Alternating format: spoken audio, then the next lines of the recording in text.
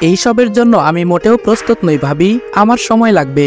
ভাবি বলল, আর কত সময়? তোমাদের বিয়ের অলরেডি 7 দিন পার হয়ে গেছে পাখি। তোমার কি মনে হয় না এবার একটু বেশি করে ফেলছো? কোনো ছেলে বিয়ের 7 দিন পর্যন্ত এই গ্যাপটা মেনে নিবে না। পাখি বলল, ভাবি আমার ভয় করে, ভীষণ ভয় করে। বলেই ডুকরে কেঁদে উঠল পাখি। ভিতরে অজানা ভয়ের আতঙ্কে বুক বারবার কেঁপে উঠছে তার। ভাবি, আমার মনে হচ্ছে ও ওর ভার্জিনিটি নষ্ট করে ফেলেছে।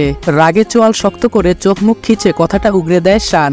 সাথে সাথে দু হাতে কান চেপে ধরে কেঁদে ওঠে পাখি। ভাবি বললেন, শান এসব কি ধরনের কথাবার্তা? তুমি না শিক্ষিত একজন ছেলে, তার উপর ডাক্তার, তোমার মুখে এসব কথা মানায় না। এই মাঝরাতে আর সিন ক্রিয়েট করো না, ওকে ওর মতো ছেড়ে দাও। শান বলল, ভাবি ও সকলের চোখে আমায় কি প্রমাণ করলো আজ? নিজেকে কি মনে করে ও? স্বাভাবিক কথাও তার সাথে আমি বলতে পারি না, ও সিটকে সরে যায়। কি মনে করে নিজেকে? আয়নায় কখনো দেখেছে নিজেকে ও কি জানে এই ফয়সাল শানের এক রাতের সঙ্গী হবার জন্য কত মেয়ে চাতক পাখির ন্যায় চেয়ে আছে? ভেবেছিলাম অ্যারেঞ্জ ম্যারেজ, তাই সবটা মানতে ওর সময় লাগবে, তাই বলে ও এভাবে রিয়াক্ট করবে? শানের এমন রাগ আগে কখনোই কেউ দেখেনি। কেউ ভাবতেও পারছে না শান এসব ভাষায় কথা বলছে। যে ছেলে শব্দগুণে বাক্য ব্যয় করত, সে কিনা গড়গড় করে এভাবে কথা বলছে। রুমের বাহিরে দাঁড়িয়ে প্রত্যেকটা মানুষ যেন স্তম্ভিত আজ। রাগে গজগজ করে রুমে চলে গেল সামিহা। দাদি, বোন বা ভাবি সম্পর্কীয় প্রত্যেকটা মানুষই রেগে আছে পাখির উপর। রাখবেই না বা কেন? অনেকবার অনেকভাবে বোঝানোর পরও বিয়ের 7 দিন হলো, অথচ পাখি এখনো তার বরকে কাছে ঘেঁষতে দিচ্ছে না। এটা কেমন কথা? সবাই এখন সন্দেহের চোখে দেখছে পাখির আচার আচরণ। প্রত্যেকটা সদস্যের মুখ যেন থমথমে, শুধু একজন মাত্র ব্যক্তি ছাড়া, পাখির শাশুড়ি মা। নীরবে চোখের অশ্রু বিসর্জন দিচ্ছে মেয়েটা একটু আগের ঘটা কাহিনী ভেবে। দুই বাহুতে চেপে ধরাতে ব্যথায় কাবু হয়ে গেছে পাখি, যেন হাতে কেউ বিশাল বড় হাতুড়ি দিয়ে মেরেছে। কাঁদতে কাঁদতে ফ্লোরেই ঘুমিয়ে পড়েছে রাতে। আর শান রক্তচক্ষু নিয়ে ওই যে বাড়ি ছেড়েছে এখনো ফেরেনি। খুব একটা ঘটা করে তাদের বিয়ে হয়নি। প্যান্ডেমিকের কারণে স্বল্প পরিসরে যতটুকু পারিবারিকভাবে পারা যায় বিয়েটা সেরে নিতে হয়েছে। না হলে দেশের প্রথম সারির হার্ট সার্জন ফয়সাল আহমেদ শানের বিয়ে এভাবে কখনোই হতো না। দেশে বেশ নাম ডাক্তার, তার নিজ শহর রংপুরে তো বেশ চড়াওভাবে নিজেকে দাঁড় করাতে সক্ষম হয়েছে। দেখতে যেমন সুদর্শন, তার ব্যক্তিত্ব তেমনই নজরকাড়া। ছেলেদের কাছে সে একজন আইডল, অথচ তার বিয়েটা হলো একদমই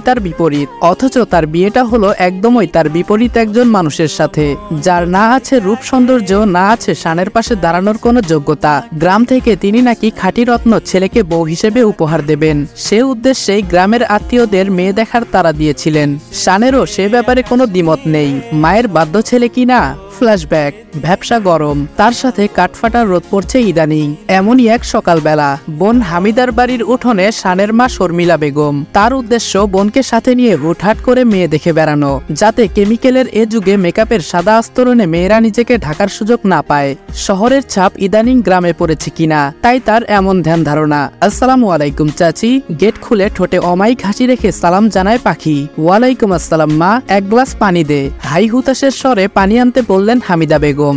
বলেই পাখিদের বারান্দায় এক প্রকার ঠেস মেরে বসে পড়লেন তিনি। পাখির গ্রাম সম্পর্কীয় চাচি হন হামিদা বেগম। কুশল বিনিময়ের এক পর্যায়ে পাখি জানতে চায় তার পাশের ভদ্রমহিলাকে। হামিদা বেগম চটজলদি উত্তর দেন যে তিনি তার বড় বোন, রংপুরে বাড়ি, আর হার্ট সার্জন ফয়সাল আহমেদ শানের মা। আসসালামু আলাইকুম এভরিওয়ান, কেমন আছো সবাই? আশা করি সবাই ভালো আছো। আমিও আল্লাহর রহমতে এবং তোমাদের দোয়া এবং ভালোবাসায় অনেকটাই ভালো আছি। দীর্ঘ অনেকদিন পরে তোমাদের মাঝে আবারও নিয়ে আসলাম নতুন একটি গল্প।